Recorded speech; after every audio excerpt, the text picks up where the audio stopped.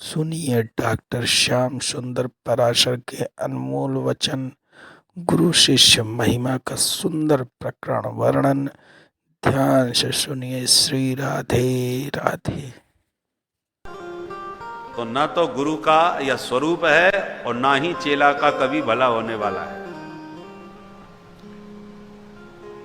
जो शिष्य के हित में हो, चाहे शिष्य को नाराज, चाहे वो नाराज हो जाए, चाहे छोड़ के भग जाए, परंतु कर्तव्य परायण सदगुरु वही हैं, हितप्रद वही हैं जो समझौता न करके जो सत्य है वही प्रतिभाषित करे, वही शिष्य को बतावे। तो पूज्य महाराज श्री एकमात्र ऐसे महापुरुष हैं शंकराचार्य जी महाराज, जिन्होंने किसी से कभी समझौता नहीं किया, न सिद्धांत में कोई समझौता किया, न व्यवहार में। सामंजस्य किया, तालमेल बैठाने का पूरा प्रयास किया, पर पूरी तरह अपने सिद्धांत को किनारे करके समझौता उनके स्वभाव में ही नहीं। जो अपनी गरिमा, आचार्य गरिमा के अनुसार बोलना चाहिए, वो उसी गरिमा से बोलते हैं। और उनका स्पष्ट कहना है और सत्य है कि श्रोताओं को हमारे स्तर को समझने का प्रयास करना चाहिए। हम अपना स्तर नीचे क्यों गिरावे? सदगुरु का काम ऊपर उठाने का है भाई, नीचे गिराने का थोड़ी है। तुम ऊपर उठ के हमारे स्तर को समझो, हमारी भाषा को समझो, अपनी योग्यता पात्रता को ऊपर उठाओ। हमको नीचे क्यों गिराना चाहते हो? हम अपनी योग्यता से, अपने वैदुष्य से नीचे क्यों आए? और वो लोगों को समझ, हमारी समझ में नहीं आता था,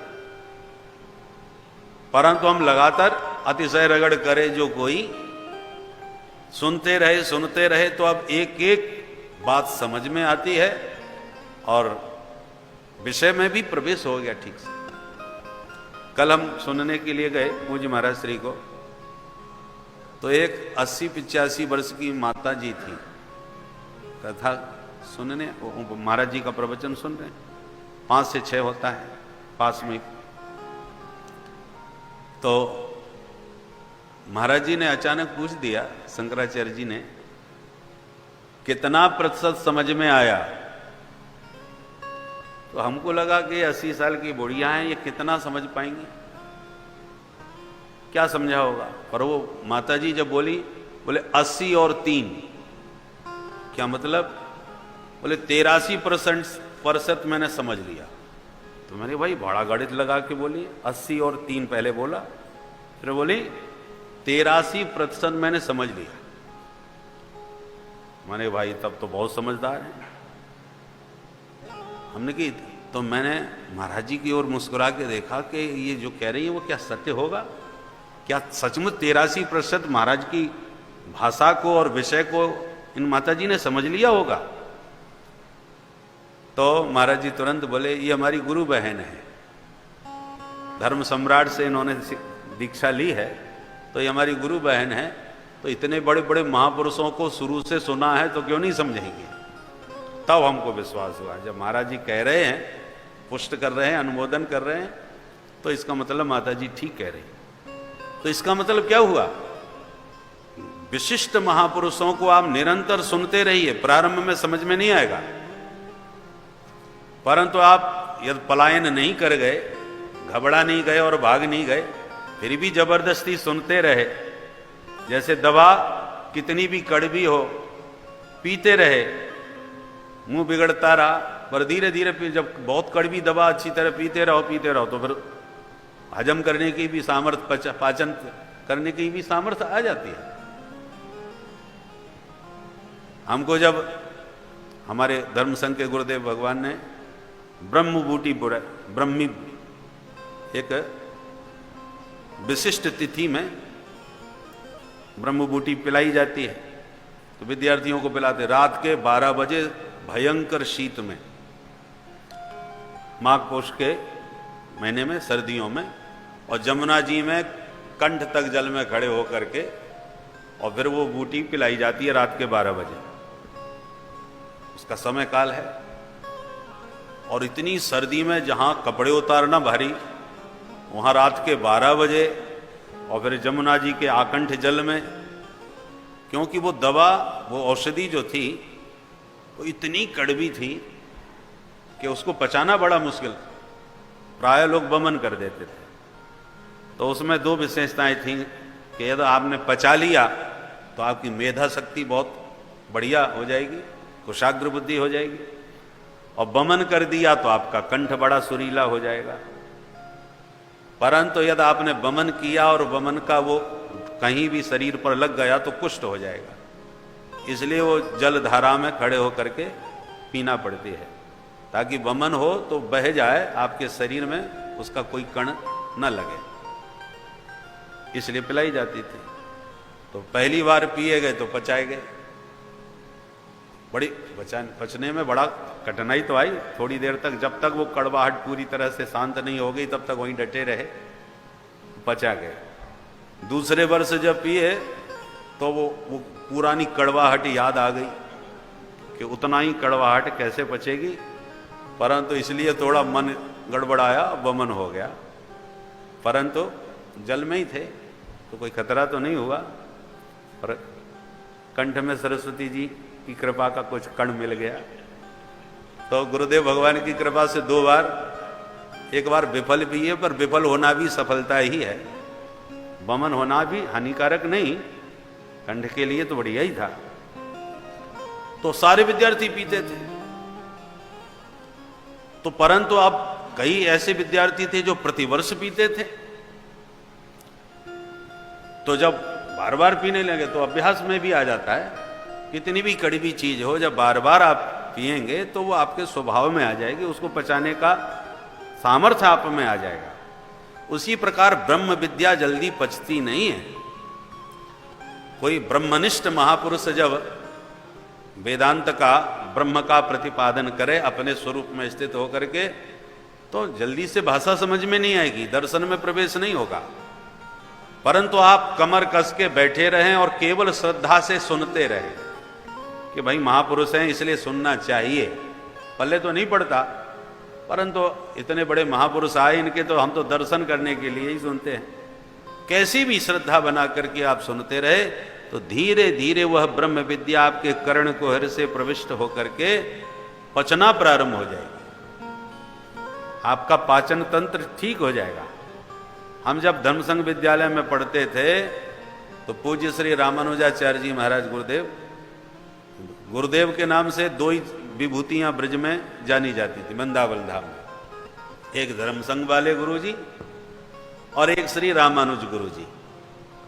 रामानुज गुरुजी भागवत पढ़ाते थे और धर्मसंघ वाले गुरुदेव वेद व्याकरण आदि, वो तो उनका तो हर विषय में प्रवेश था, बड़े बड़े आचार्य लोग उनसे पढ़ने आते थे।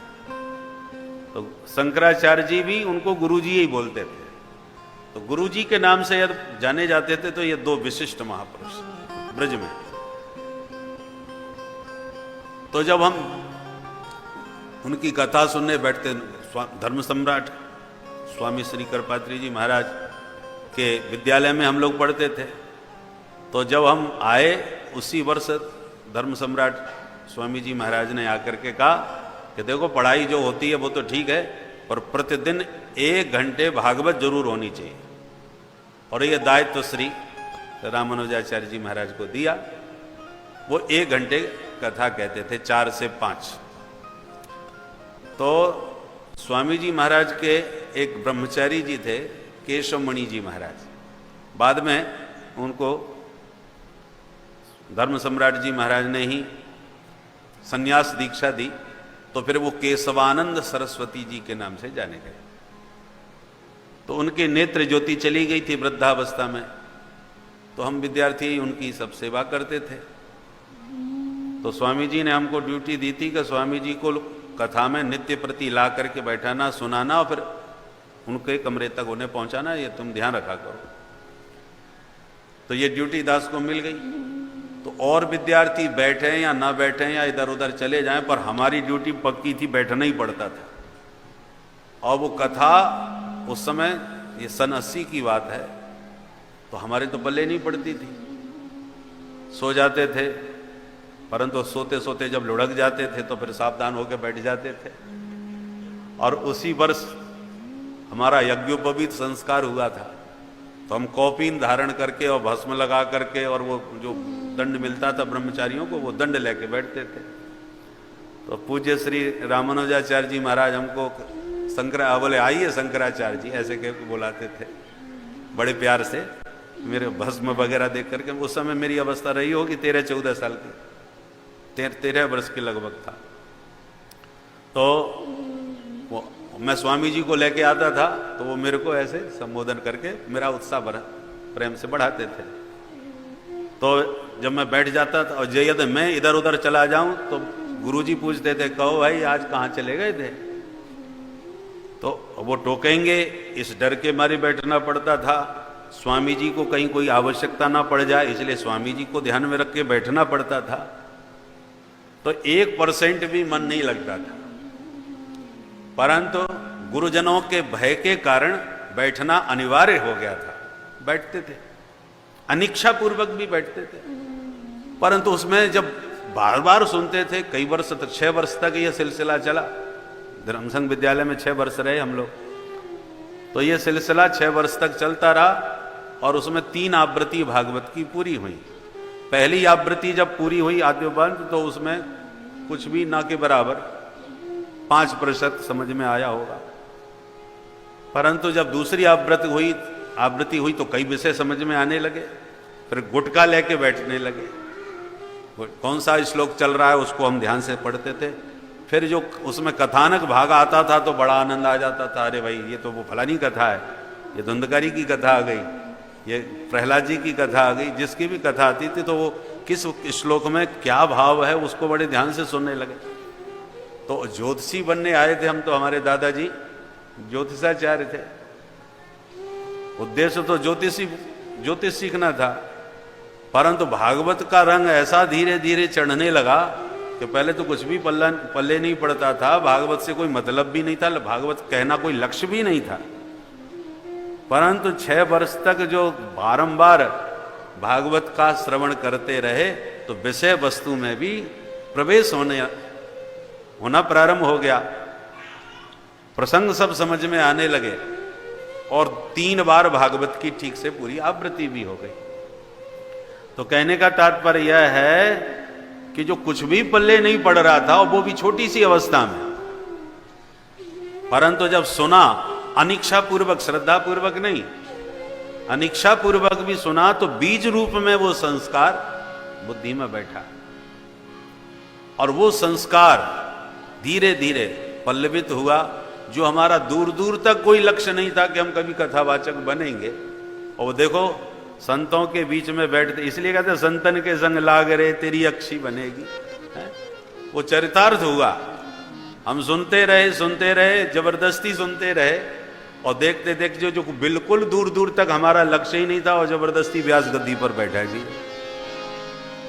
और जब लोग कहते हैं अरे आप तो भागवत के बड़े मर्मज्ञ हो, आप तो भागवत के बड़े भारी आचार्य हो, तो हम सुन के हंसी आती है कि देखो हम कोई दूर दूर तक ना लक्ष्य था, ना कोई उद्देश्य था, ना उसके लिए कोई प्रयास था। ठाकुर जी ने कितना जबरदस्ती हठात यह संस्कार दिया, और जबरदस्ती मानो हमको ऐसा वातावरण निर्माण करके दिया कि हमको बैठा ही दिया। और बैठते बैठते अब बोलो आज अध्यात्म पीठ बना करके बैठ गए। अब ये सब बातों बातों में कैसे क्या हो गया हमको खुद भी पता नहीं, ना कोई योजना, ना कोई प्लानिंग, कुछ नहीं। और जब अपने ही हम जीवन चरित्र पर चिंतन करते हैं, विचार करते हैं, तो हमको लगता है कि देखो प्रारब्ध कहो, कहने वाले तो कर्मयोगी तो प्रारब्ध को ही वरीयता देंगे, परंतु ठाकुर जी की कृपा को प्रधानता देते हैं कि ठाकुर जी की ने कृपा पूर्वक, जैसे करसती थी कृष्ण, कृष्ण का मतलब कर्षित करने वाला। हम जाना कहीं चाह रहे थे, वो जबरदस्ती हाथ पकड़ के खींच करके तुम्हें वहां नहीं बैठना, यहां बैठना है, जबरदस्ती बैठा किया। इसलिए यत कृपा मूकम करोति वाचालम पंगुम लंघयते गिरिम, किंतु कब यत कृपा तम हम बंदे परमानंद माधव। जिनकी कृपा सब कुछ करने में समर्थ है। हम कितना भी जोर लगावें, कहीं भी न जाना चाहें, तो जैसे बिल्ली का बच्चा भागता है इधर से उधर, तो बिल्ली अपने जिन दांतों से चीर के रख देती है चूहे को, उन्हीं दांतों से अपने बच्चे को जबरदस्ती पकड़ करके जहां ले जाना चाहती है वहीं लाके रख धर देती है, और उसके बच्चे को खरोंच भी नहीं आती, परंतु इधर उधर जाने भी नहीं देती, पकड़ के मुंह में दबा के ले जाती है, उधर मत जा इधर ला। उसी प्रकार भगवान करुणा वरुणालय हैं, जिस पर कृपा करते हैं वो जाना भी आना भी ना चाहे, इधर उधर भटके, तब भी भगवान जबरदस्ती ऐसा जकड़ते हैं, ऐसा फंसाते हैं कि उसको बाध्य होकर के, विवश होके आना पड़ता है। बला दपि नियोजित।